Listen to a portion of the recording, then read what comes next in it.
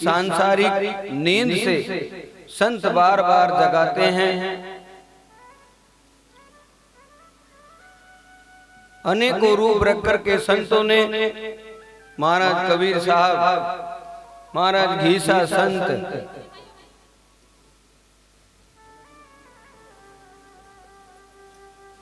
महाराज घीसा संत बंदी छोड़, महाराज गरीबदास, महाराज रविदास,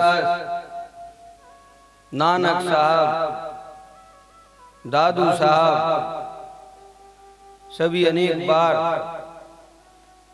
अपने अपने रूप को रख करके यहाँ इस संसार में इस जीव को चेताने के लिए आए और अपनी तपो साधना के द्वारा अपना अनुभव करके इस जीव को समझाया, चेताया कि भाई तू यहाँ संसार में आकर के अपनी सत्ता को इस सांसारिक विरासत में भूल गया है। तू दिन रात वही काम, उसी काम में लगा रहता है। दादू जी महाराज एक साखी के द्वारा कहते हैं, और कहे चाम कोरा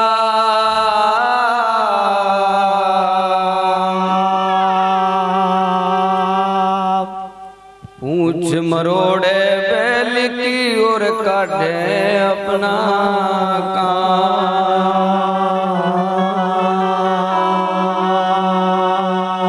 दादू जी जंगल में जहां रुके हुए थे वहां पर पास में ही कोई एक किसान उन बैलों को हाँक रहा था और वो पहले लाचड़स चलते थे, वो चला रहा था। तो बार बार कह रहा था, भजिए राम, लिए राम का नाम। वो जब भी बैल को हाँकता था, जब भी कहता था भजिए राम ही राम, और जब रोकता था जब भी कहता था कि लिए राम का नाम। अब महाराज दादू जी जहां रुके हुए थे उनके कानों में जब वो आवाज गई तो दादू जी महाराज कहने लगे, भाई ये तो बड़ा भक्त है राम का, सारी रात हो गई है इसको और सारी रात से राम ही राम, भजिए राम, लिए राम का नाम। भाई तो खुद तो राम का नाम ले रहा है और को भी कह रहा है लेने के लिए, वह भजिए राम का नाम, लिए राम का नाम। ये तो भाई अपना भी कल्याण कर रहा है और दूसरों का भी, तो बड़ा भक्त है भाई। इसके दर्शन तो अवश्य करने चाहिए जो परमात्मा से मिलाता हो।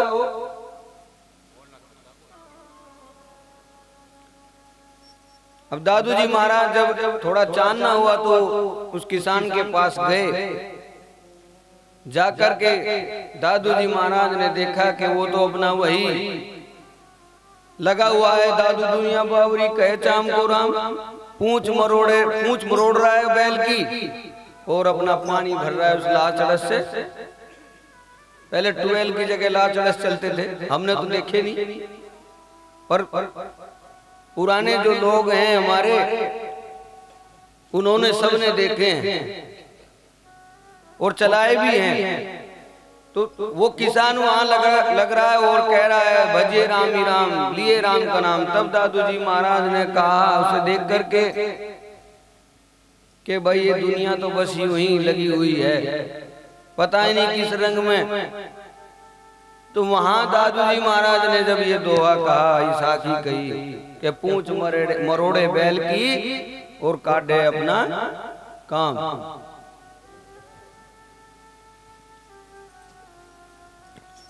तो प्रेमियों,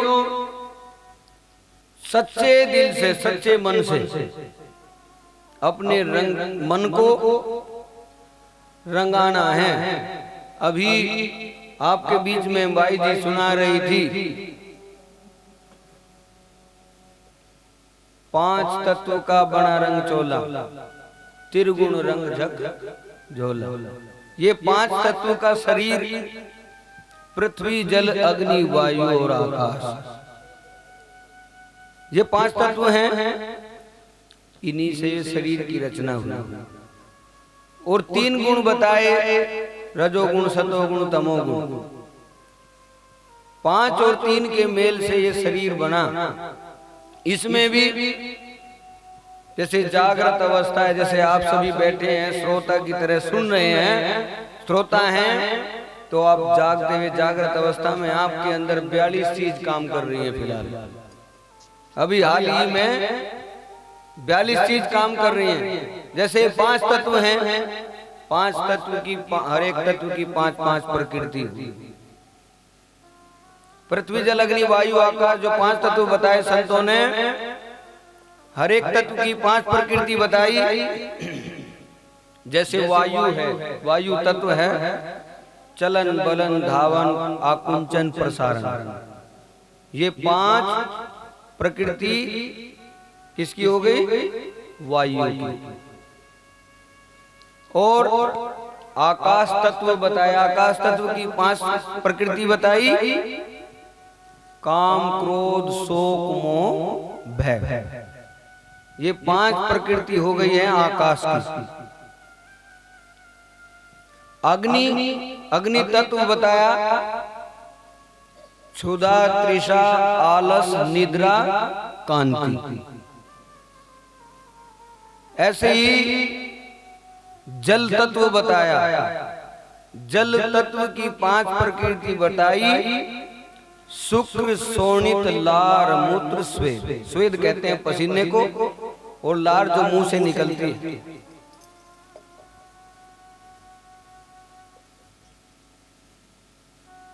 तो ये हर एक तत्व की, पांचों तत्व की पांच पांच प्रकृति होगी, यानी 25 प्रकृति होगी।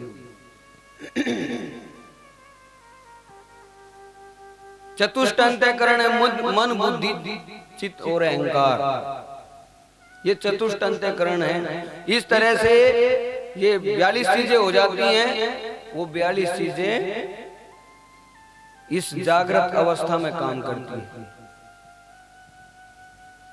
उस स्वप्न अवस्था है, उसमें और 72 चीजें काम करती, कार्य करने में और ज्यादा करती है। तो ऐसे ये 42 चीजें काम, ये जो हैं सारी अवस्थाओं में अलग अलग ये चीजें काम करती है शरीर के अंदर। ये पांच तत्व का जो पुतला बना है, महाराज कह रहे हैं कि बंदी छोड़,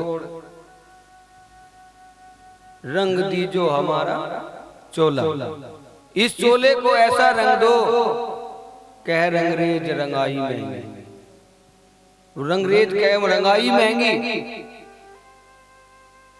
रंग दिया मोल अमोल, जिन पहरा वो बहुत फिर नहीं आया।